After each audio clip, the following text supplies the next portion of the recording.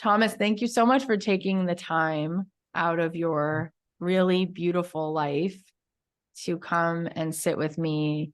Your work is so awesome. It's awesome. It's great. It brings us to the present moment, and it's so good the way you do it and deliver it. So thanks for doing it all this time. That's so lovely. Thank you. And thank you for having me on your podcast. It's great. I'm happy to be here with you.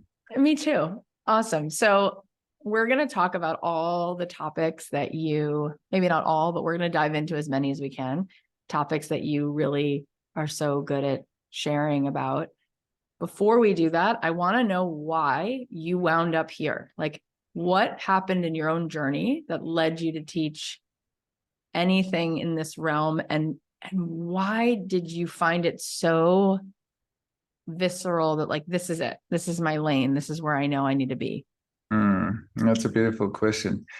I think it has different stations. One was that when I was a boy, I always had a big love for God, the divine. But I grew up in Vienna, outside of Vienna. This was a Catholic community, and I didn't relate to the kind of Catholic, at least where I grew up. It was not warm, it was cold, it was distant. But I felt the essence spoke to me big time. So that was one thing. The second station was when I was 16, I joined the Red Cross as a volunteer, and I worked volunteer for 9 years as a paramedic, and I taught paramedics, and I studied medicine then in that time. And I felt that this time of giving something, like giving, I didn't earn any money with it, but I did it, like I spent a lot of time doing that, somehow taught me a lot about all kinds of walks of life. I mean, you see everything basically. And so I love to mention this because I don't know, it taught me a lot, the experience of this 9 years. And then when I was 26, I left my medical studies, and I had such a strong impulse to go and meditate. So I did it for 4 years. I was on a retreat for 4 years. Where was that? In Czech Republic. Mainly, most of the time I was in Czech Republic and on the countryside, and I was meditating many hours a day, and it was so important for me this time. So good, so good. Yeah, it was so good. And then, so I knew, like everybody thought I'm crazy. Why do you leave everything behind? Because of what are you sitting around?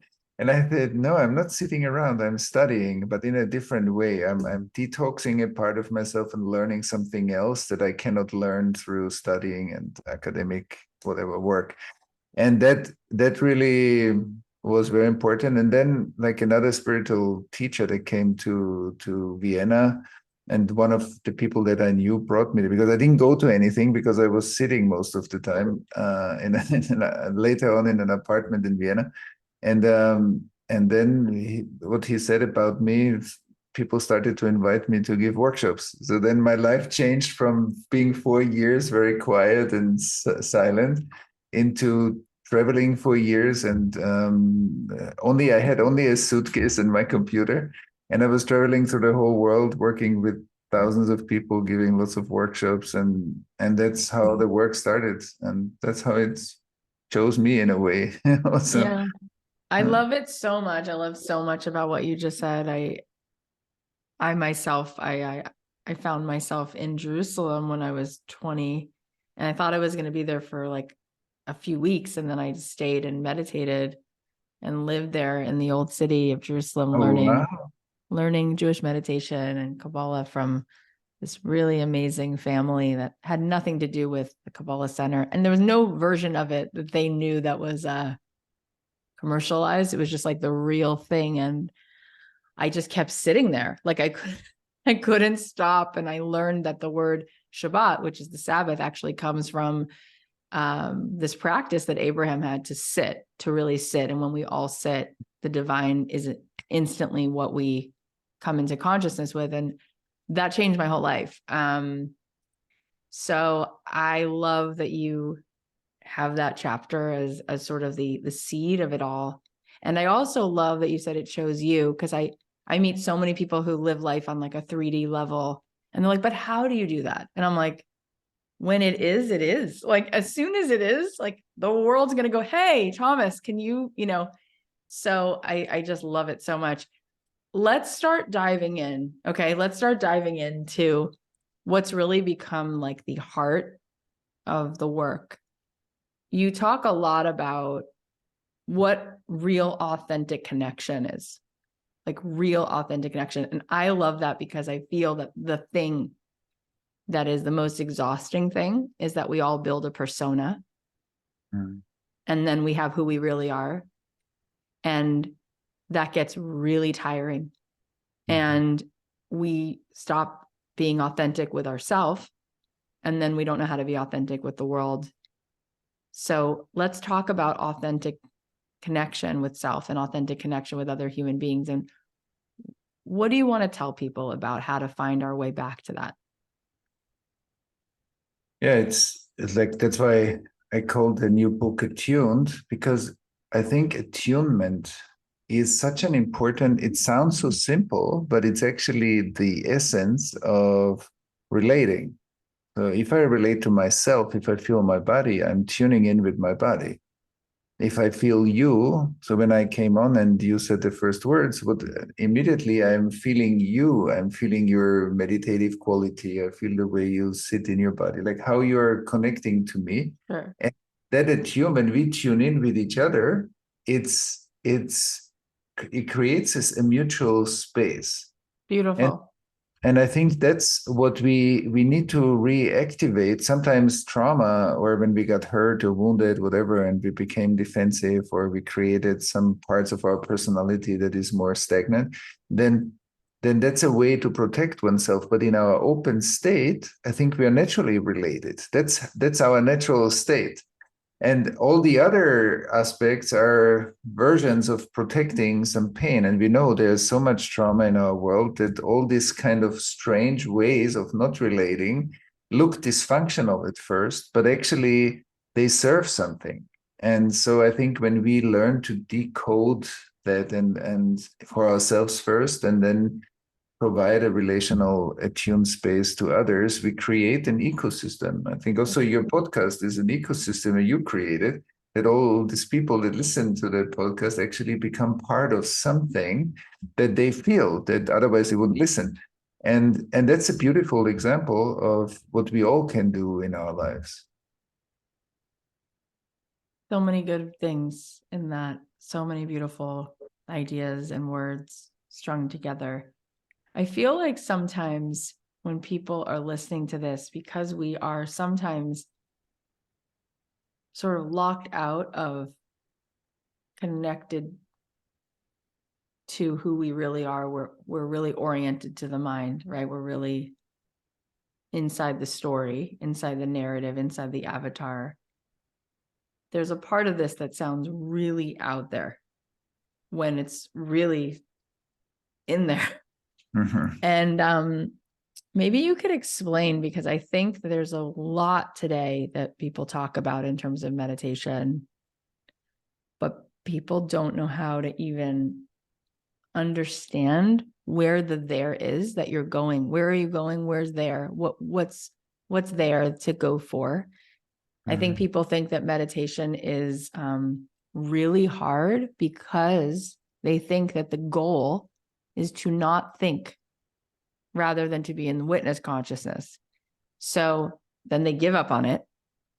And then they just never quite orient to what it feels like to be beyond the story, beyond the program. They don't even understand it. So how can you help people, in your words, understand what we're even talking about, this version of us that's truly in our being, that's truly authentic? How do you help people who might feel like that's really far away from where they are to take a step toward it? I think that there are a few components to understand this. One is, as you said, like meditation is the simplicity of just being here.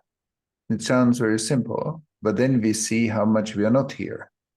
So we even the notion of through meditation we are going somewhere is already part of not being here. So then Correct. that's part of the story because we live so much. And when we look at trauma for a moment, in the traumatic moment, it's actually intelligent to shut down pain in order to survive. For a child that's being abused in a family, not to feel something is much better than to feel it.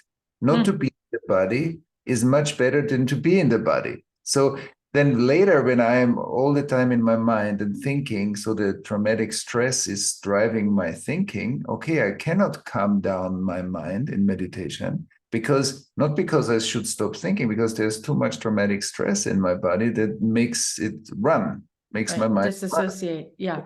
Right. So in a way, when we want to work on presence and meditation, we also need to learn to work with the forces of not being present as as an intelligence that we need to learn to connect to, and that helps us to come back into synchronization with our body, our emotions, that the mind, the body, and emotions become again a unit, that spirit and that unit, mind, body, emotions, become a flow. And then I feel again, wow, I'm actually not looking at life as if it's something I talk about. It's I feel that life flows through me in every cell of my being. I'm part of a flow that we call life. That includes our ancestors, that includes the biosphere, that includes everything, the universe. But when we talk about it, it sounds like an abstract concept. When we experience it, then we feel, oh, and it starts with noticing the flow in my body, in my hands, noticing my breathing, noticing being more connected to the sensations that are. And from there, through regular meditation practice, we take it deeper. But I think, especially many meditation practitioners that I see in our retreats, we have to learn something about trauma and see that for some people, they carry very early trauma. Sitting meditation might not even be the right practice until they first integrate more of that early stress so that we can sit. Otherwise, it's just a torture. So there is something there are multiple aspects, I think, to speak deeper about them. I love that you just said that. I've only a few times have heard anyone address that. I remember early on in my practice, I was with John Kabat-Zinn and I asked him, what do you think someone should do if they find it excruciating? And he said, well, there's a lot of good reason that people could find it excruciating. One is grief. They could be currently in grief or having had trauma. Mm-hmm. So he said, what would be nice is kind of like a moth to a flame, is like, do a little bit and then come out, or try to take a walk, just walk without your phone or without, and I appreciated the compassion toward that. And I don't often hear it. In fact, I was once at a meditation retreat and I myself was going through something, and there was a really heavy-handed sort of response that the leader had towards our resistance to the stillness. And I thought that doesn't really take into account how many people have gone through physical abuse, sexual abuse, and the body is like ejecting itself constantly, disassociating constantly. I love what you said about honoring that part or understanding it or giving it some kind of credence because it's helped you survive. And your new book, Attuned, Practicing Interdependence to Heal Our Trauma and Our World, it's so critical that people read this book.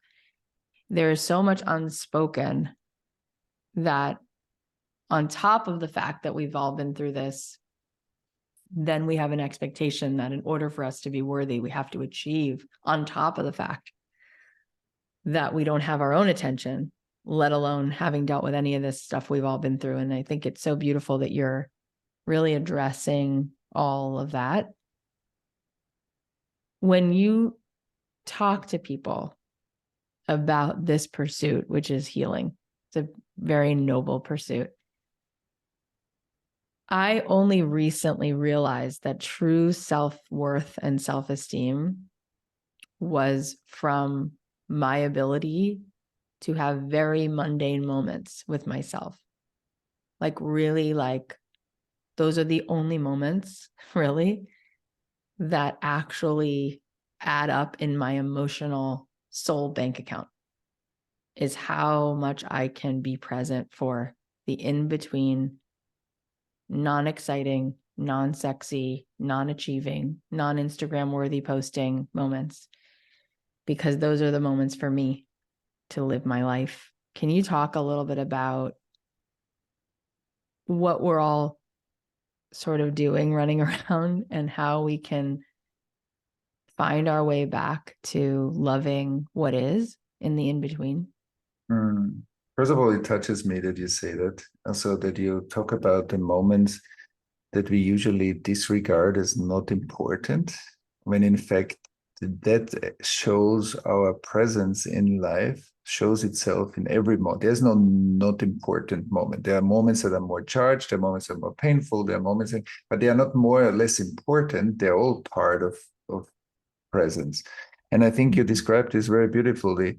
And also the capacity to be where we are and to notice how often I step out of the relationship with what is and then think about what is. I try to explain or explore or understand what is because I can't feel it. And that's very important. I often say when I run a group and I only think the thought, what would be a next good step in the group process, I know that I lost the full connection to the process, because when I am in the process, I don't think about the process. Thinking is part of it, but it's not about it. And that's very important. This means that in life, we see that once we can feel life, we don't need to overthink life. Thinking is a function of being connected, but not a function that replaces sensing and feeling. And so the unification of the cognition and sensing is sense making. Then things make sense. When you speak, I can feel your transmission. When you speak about the small moments, it touches me. So I feel my own internal response that makes me feel closer to you. And like this, we are in a felt exchange the whole time. And I think that also leads to the fact that am I able to enjoy small moments just for the sake of enjoying those? You know, when you sit somewhere and you have a minute or two, are you able to just be there? And often when we are stressed, we are not able to enjoy small moments. So we are looking for the big things or for the exciting things because we can actually not just be. And that's why I liked what you said, because these small moments actually show you the state of your nervous system. And we all know that when we are really stressed, relaxing is something that we start to avoid. That's why meditation for many people is also difficult, because it's not about the thinking mind. The thinking mind is just a symptom of a stressed nervous system that creates all these thought processes. So when we want to calm our mind, we actually need to downregulate the stress in our body. And if my first impulse is to take my phone, then to just enjoy 2 minutes of nothing, like sitting, watching people, watching nature, watching myself, like witnessing myself, is that's very important. And on the other hand, I think relating and sensing is a way to plug in again into the process that's happening.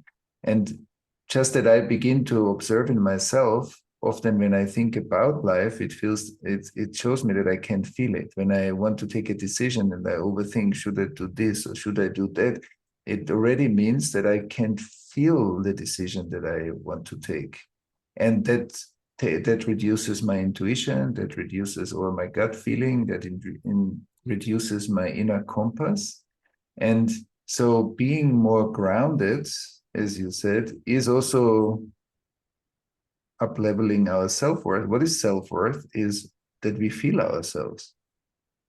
Once I feel the flow of who I am, I don't need some external understanding, some external in myself. I look at myself as if I was an object in myself, and then I need a lot of attention from the outside that tells me if I'm good or not. So that's when I don't feel myself. So coming back and practicing inner attunement, I think is very important to feel the flow in myself. And then to live a life where where can I learn and where can I give? And what's the flow of both of them? I'm so at peace when you talk. It's all I want to eat off the buffet, you know. It's all we all want. It's really awesome. That's what I said to you at the beginning. It's awesome, especially because A, because it is awesome, and B, because we live in a world that very often tells you that you came here for a pile of things. You need to go get him. Mhm. And the pile of things has a lot to do with how many people validate you, how much money is here, all these things, this big pile. And your whole life, there is this feeling that your well-being is attached to the pile. And really, there's this jackpot that you really actually want, which is in arriving in the moment. And it has everything in it that you actually want that never comes in the pile, never. And it's groundbreaking when you lean into it because you realize that it's available every second when you take yourself out of that hell realm of constantly needing this thing in the future. So what's one thought or one practice that someone could do today to take themselves back from this future trip, constant feeling that where they want to be is somewhere else, that what they need is something else in order to achieve peace? Because they're really after the peace that they think is in there. That's right. And it's exactly what you said. I want to just underline what you said. It's we don't want to be here. That's why we want to be there. And when we can look at time as, oh, the future is ahead of us and the past is behind us. But we could also say trauma creates a chunk of past. The split of information that was too overwhelming creates a pocket of past. Let's say fears that I carry inside. So when I relax into myself here, these fears start to come up. In order for them not to come up, I project myself into the future, into a better life. So that's not my future. That's actually the recreation of my past.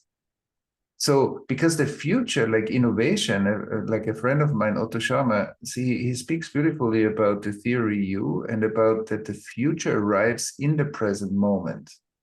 And I think a lot of the mystical traditions also speak about is that in presence you receive the future as an insight, as an inspiration. Or artists receive, you receive songs, you don't make them. Once you need to make them, it's already not going to be good. It's something that comes through us. And so the first thing is to see, oh, if I'm projecting myself constantly into the future, I'm dealing all the time with my past, it means that there's something unintegrated and I cannot be really here. And once I can acknowledge that that's true, part of my past was painful, maybe part of my ancestors' past was painful, and it's hard for me to be here. And I can say, yes, that's true. Humility is such a beautiful quality to say, yes. And that yes creates an alignment with what's happening. So that's the first step. And then I can say, okay, I become more aware that when I'm more calm or quiet, or when I want to be more quiet, what's actually happening inside. And then I feel, oh, for a minute, I'm a bit more calm. And then I start to feel fear. And that activates me again to think about the future. And so I slowly become aware of that wheel that I'm in. And I bring myself back to my body and to learn that my body is actually millions of years of wisdom, of humanity, like all the things that our ancestors went through for us to have this conversation. Amazing. It's amazing. We are sitting here in an amazing biocomputer, but the biocomputer has a lot of undigested stuff. So then I can begin to say, okay, how much time in my life do I make for space? Space means reflection, digestion, integration. Often we see, wow, we spend a lot of our day with running, but we have much less time of just being. Mm. Because being has been hurt for many people. And so then I say, okay, I need to make some, if I want to go deeper with that, then I need to make more space for just being. Even if it's 10 minutes in the morning, it's 10 minutes in the evening, but I make some space to just listen, to feel, and then to reconnect with my breath, to my body, and let my exhalation get a bit deeper. Because trauma is non-digested, non-exhaled experience. So then we live a life that keeps accumulating experiences that we cannot digest. And so we just fill the storage of our nervous system. And then we feel more like full because we don't digest and refresh ourselves moment to moment. And a lot of the spiritual practice says, how can you live your life with taking less hand luggage from one moment to the next? And so, and then we become lighter, fresher, more here, because here is actually where life is really fun, joyful, deep, nourishing. Yeah. And but it's a practice, and I think it also includes the courage to say, yes, sometimes painful things will come up in me.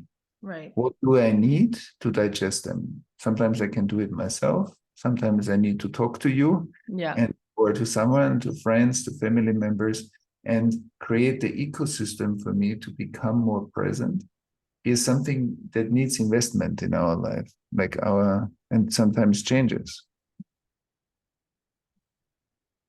It feels so inadequate when I go to say something after you, because all I want to do is not say anything. I want to just absorb what you said, but I want to keep talking because we're recording a podcast.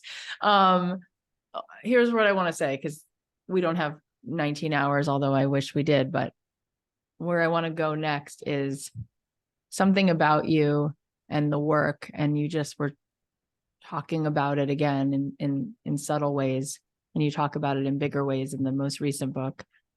There's something beautiful that you're doing that I think is very unique to you as a teacher, which has to do with our interconnectedness. Because so many times when I first started meditation as a practice, I'd go on retreats or to different sits or whatever I was doing, and I would have a sense that there's a lot of people going into their own transcendent experience. And there's all different kinds of ways people connect all over the world. So I'm just going to single out my own experience. But something that was beautiful to me living in Jerusalem was the need for community. In fact, one of the tenets in Jewish mysticism is to pray as a community, that unless there's a certain amount of humans there, we're not ready. We need each other to get on this rocket ship. And I find that really interesting because there's almost like this way in which by renouncing this world and wanting to go to some other place that we lose out on what you keep saying. You keep saying, you see what's happening between you and me, you see what's happening. And I think that we came to this world wired to connect. And that even if you could go for 4 years alone, not that you were alone, but I'm saying even if one person could do that, or 10 years, or there's something so healing and powerful in the way we connect to each other, that we're made to know how to do that. And that the love that we then emanate loves the other person into life, that love is like a photosynthesis. It's an energizer. It's a life force. So then our own healing is healing for everyone else. And that's what you're talking about. Can you help us understand how to make that part of our life, how to lean in? I think a lot of times when people start becoming more of what they think is awake, they have more problems with the people in their life. They're like, oh, this parent, this spouse, this kid, this, da, da, da. And they want to go more secluded, right? So it's like, they just don't see it. They just don't get it. Now I'm finally in a place where I'm getting my nervous system to slow down and my body's in the present. And so it's like a defeating practice sometimes. But Mhm. you're making this beautiful claim that I agree with, that there's something about the way we work as a collective and the way that our collective healing heals this world. So talk more about that and what that can mean and how we can pursue it. Yeah, you said something beautiful before. You said love the other person into life. That's a beautiful sentence. Like it, and it, I deeply agree with this. Is that our openness and our own healing? And sometimes we need spaces for healing because we're really hurt, and we need some time that is safe, that we can restore enough to be able to provide that love that you were talking about.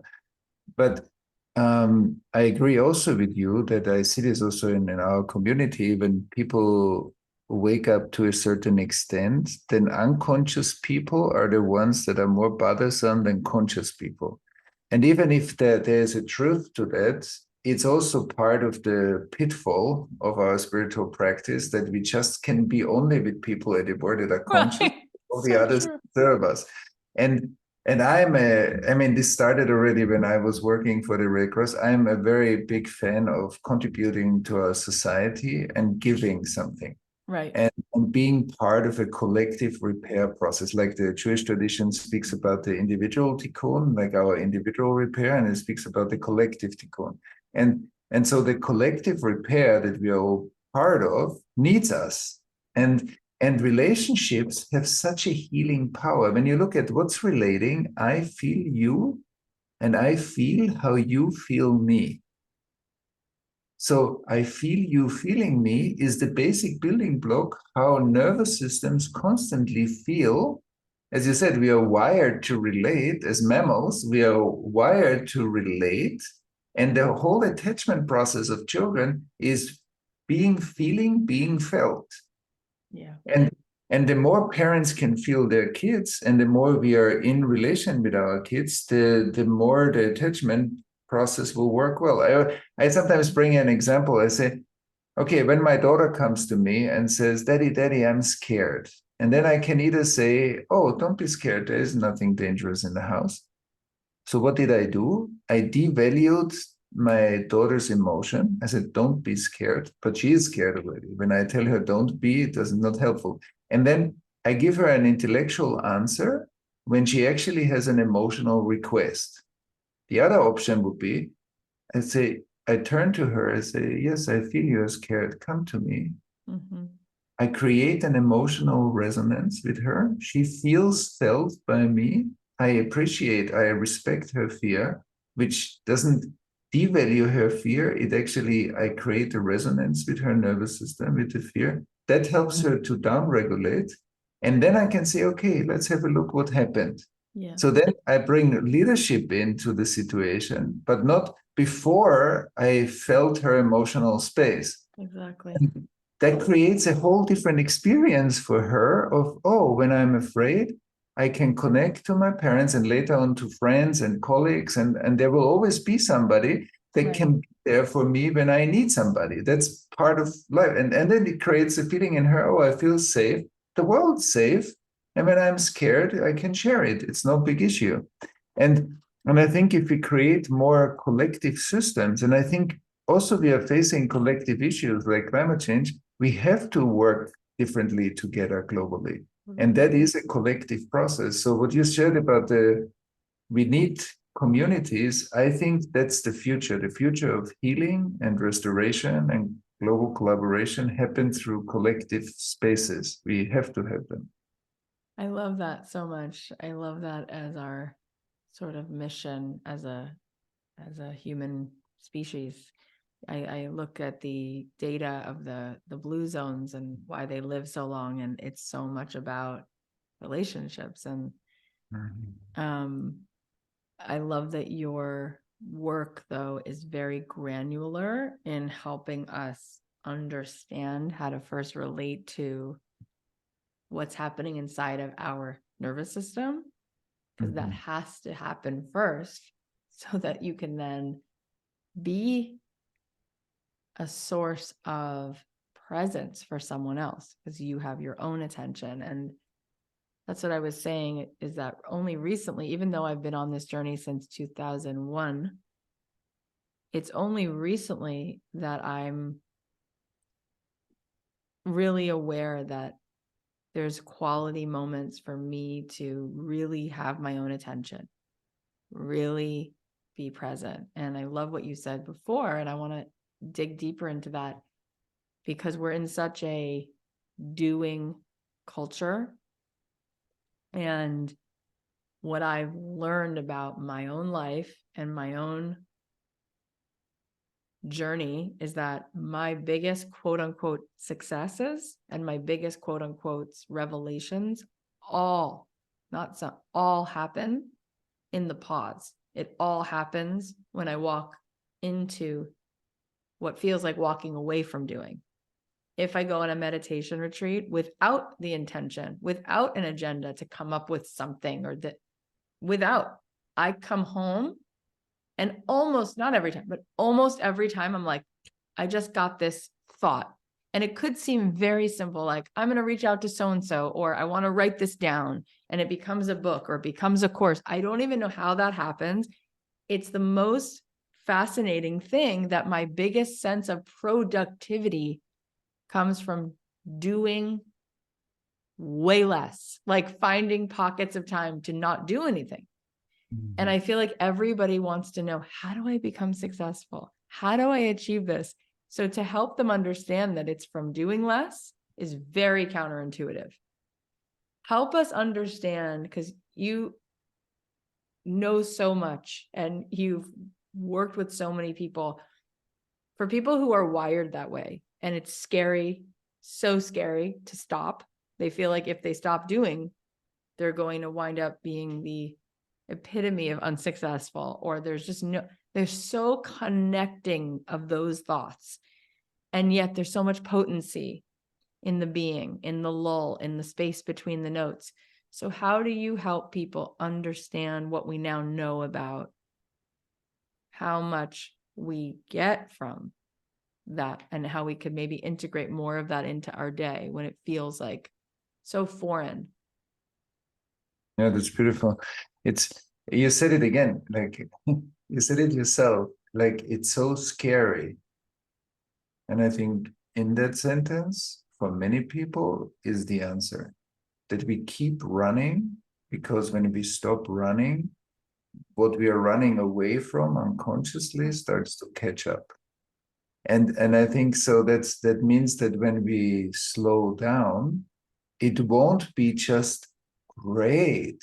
You know, for many people, slowing down means to start to feel distress inside, to start to feel fears, to start to feel grief, to start to feel stuff that happened in our life that we never really digested. So, so slowing down is so needed. And I also think space, the principle of space, in some of the traditions, we talk about space, energy, and structure. So space is witnessing, is digesting, is integrating experience, is learning, is learning. And trauma is unintegrated experience or normal life experience. I need space to integrate my life experience and to turn it into an expansion of who I am, of my perspective. And so space is a very important quality. I often speak about space and being as the need of our soul. As my body needs water or fresh air or oxygen or food, my soul needs space. If I don't make space in my life or create space in my life just for space, then my soul gets undernourished. So I don't listen to my soul that much. I don't feel, as you said, you create space and suddenly you have an insight. Of course, because you listen to your soul, and the soul is where your future comes from. It's where you have new ideas, insight, where your wisdom resides. And so without making space for oxygen in my life, it's not going to be good for my body. And we know that, but we don't apply that to the realm of soul. We don't apply that to our kind of growth and where our intelligence comes from. And the other thing is to know that when I make space for myself, I need to be willing to meet myself. And that's sometimes gonna be deeply joyful or deeply satisfying to, as you said, to just have moments to be with oneself. But I need to be prepared that maybe sometimes it will be just scary, or I will feel restless, or I will feel I can't really sit. And that I know that that's a part of it that I need to include as well and learn to work with. And often we need communities for that also, to learn how to do this work, because it's deep work. At the end of the day, it sounds simple, but it's something that also needs expertise. Sometimes it needs guidance, it needs others, it needs peers to drop into that deeper space together. And to look at my life, do I have enough space on my calendar for space? I often call it, am I a gardener of space in my life? And it's quality that is very needed. And we let's say we learned in medicine that it's good to wash your hands before you deliver a baby. Mm-hmm. It's kind of reduced the mortality of newborns. We don't do that often for psyche.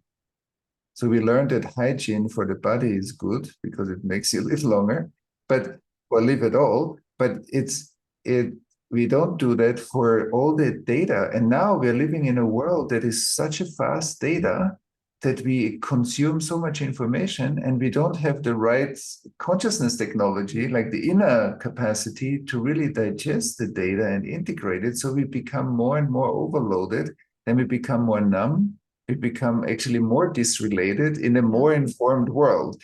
And I think that's why also when you with your podcast and also how you speak about meditation, just what I heard from you now, it's so important to support that kind of quality in this time. Meditation, inner contemplative practices are absolutely necessary. Yeah. I think. I want to ask you something else before we start to wrap up, which is, I like that you continue to bring us back to what we confront when we get still. And part of the reason I've recently had more pockets of deeper well-being is because I recently also had more of a crisis, what I found to be a lot of heavy anxiety, which was like at a peak, like a crescendo. And on the other side of it, there was like a lot of beautiful new awareness. And one of those things was the awareness that, and I've never talked about this on the show, but I've talked about parts of this. The part of it that I've talked about on this show many times is that my mom, when I was growing up, was struggling with being suicidal and very depressed. My parents got divorced and my dad was dealing with his own mental illness. My mom had hers. And I named some of those things, but only recently I realized that having a mom who has manic depression, it created in me my own characters that sort of get played in my being, right? And it's fascinating just to start to really, really, really get radically aware of what is happening with me vis-a-vis that whole world that I was living within, which I didn't really give so much credence to in a certain way. But what was daunting recently, I spoke to a therapist who I had been doing meditation for so long that I like gave up therapy. I didn't think I needed it because meditation was so much more potent. However, I found a therapist is also a meditator. And that's been really interesting. And she gave me a bunch of books to read. And one of the books, it's daunting to get a real look at what feels very real to me in terms of the way my mind works and how much unconscious trauma has created in me all these ways of not being present. And my question to you is, when we start to be aware of how uncomfortable it is, or how much we've been through, or unconscious things that we're now being conscious of, trauma we've been through, how possible is it that all of that can heal? How possible is it that we can learn to sit for 8 minutes on a couch beside someone we love? Like, how possible is it going to be that we will be able to enjoy life at that level, even when there's like all this stuff there that we're now aware of. Yeah, I think we need to look at the part of us that is looking for like a perfect state, Mm-hmm. like that we heal all of it. Right. I don't know if we can heal all of it. Right. We'll find out. But there, we all have that part. Like we imagine enlightenment or being healed as a perfect state. Right. Versus that we see, wow, as the Tao Te Ching said, there's a Stephen Mitchell's translation of the Tao says something beautiful. True perfection seems imperfect, but it is perfectly itself. Mm. So that presence is the capacity to be tuned in on many levels to the process that's happening. And hurt or wounded means that I'm retracted or removed from the process and I'm looking at it as if it was something outside of me. Mm. Instead of, oh, it's interdependent with me. And even if it's with other people or in society, it's not just happening to them. I'm also part of them when I feel intimate with that part of life, when I feel close. So then it's not just there, it's also in here. Like as you are also in me, when I see you, I feel you in my nervous system. And so I think so that's important because sometimes we have this, okay, I get it all done, but then my life starts to be good. Versus I can see more and more that by relating to that, you spoke about anxiety, when I begin to host my anxiety, either by myself or with the help of somebody, I instead of trying to get rid of it, the reason why it's coming back all the time is because I tried to get rid of it as a child already, because it was scary. I disconnected from a certain amount of fear. That's why it seems to come back all the time. Yep. So it means that I begin to see, oh, the fear is part of me. And it's not about getting rid of it, it's actually coming closer. And then you said something beautiful. By going through the crisis and creating more intimacy with your fear, you had also more moments of well-being because you liberated part of the storage where the fear was circling and coming back again and again, and integrated some of it, which freed up a part of you to be more present. And I think that's exactly a beautiful description of how healing works. And that because everything that we want to get rid of, we have gotten rid of in the past already.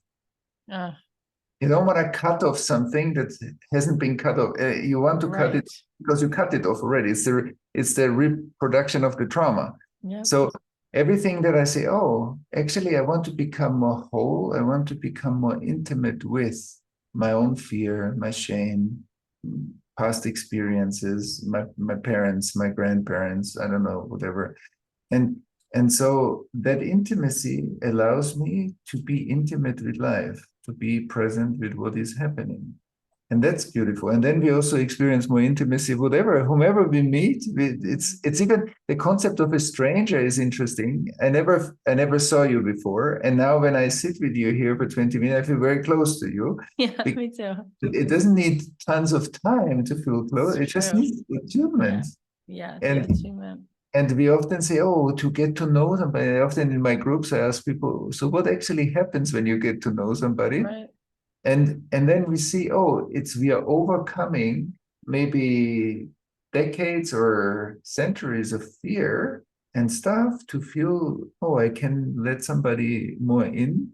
Yeah. And and so the more we do the work, we feel this more immediately. We don't need a lot of time. I love it so much. And it reminds me of one of the first feelings of freedom I ever had was being at a meditation retreat and learning in my body what equanimity feels like.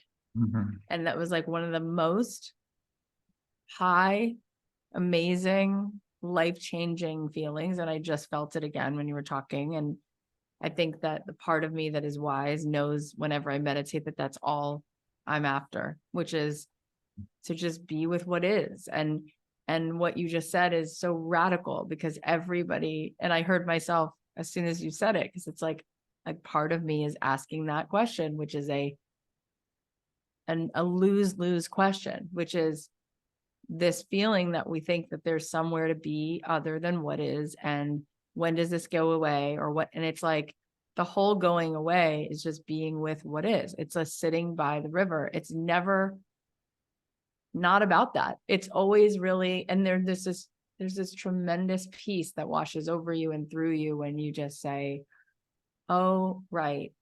That's all that I'm required to do to find well-being, is just to be aware of what all is here. That's it.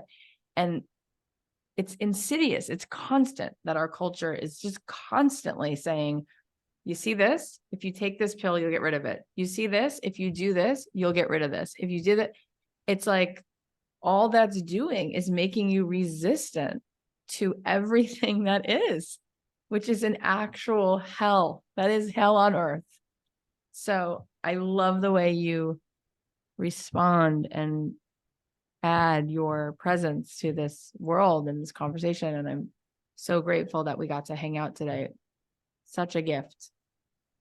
For me too. For me too. This is very close, and I resonate deeply with many things you're saying, and and I feel the quality, also the ecosystem that you create here. And I think that's deeply important to what you said. So maybe to finish with is like ecosystems like you create with your podcast. We need ecosystems that remind us of that which we want to remind ourselves of all the time. Right. So if it's presence, we need an ecosystem, because sometimes we forget, we get entangled, we get identified, we are in the story of our life. And then to have an ecosystem that keeps reminding us in an open, free way, but that they're reminders, this is what we can do to further our own development. So the community building is very important. Can you tell us, I want to know personally, but I want all my audience to know, where's the way we can hang out with you? Like, what's your next class or retreat? Tell us where to find you. I know you have a podcast, there's books. Where's the best hub to find all the things so that we could be in your worlds? Yeah, the first one is, of course, my website, Thomas Hübl, HUEBL.com, there's all the information. Okay. We are coming up with a big summit now, like the Collective Trauma Summit. We'll every year have around 100,000 people join our summit. It's great, and it's we had with amazing speakers, more than 60 speakers that we interviewed from all disciplines about collective trauma, collective healing. It's how we create a collective healing movement. We have an NGO that works, and it's called the Pocket Project. Pocketproject.org is where we do our nonprofit work on collective trauma and with many different projects. And we every year have an online course in the fall. So we're doing one on spiritual healing and spiritual trauma. When does that start? Starts in November. Okay. I want to take it. Yeah. So many things that you find, everybody can find on the website. Everything's there. You're such a answered prayer in so many ways. You're such a lovely, loving presence. It's such a gift. It's so awesome. I so appreciate that you took yourself on the journey you've been on so that we can all find more of our own self attuned in your resonance. It's an amazing signal you're sending out. It's an amazing frequency, vibration. It's fun. It's really such a gift to be in it. So we'll put links to all of that. And I'm personally going to look into taking your class. And thank you so much. Yeah, thank you. Thank you. I felt a deep resonance throughout the conversation. I walk away very nourished and inspired. So thank you so much. I hope our paths will cross at I some hope so point too. again. I Thank hope you, so too. Thomas. Thank you, Thank Michelle. you.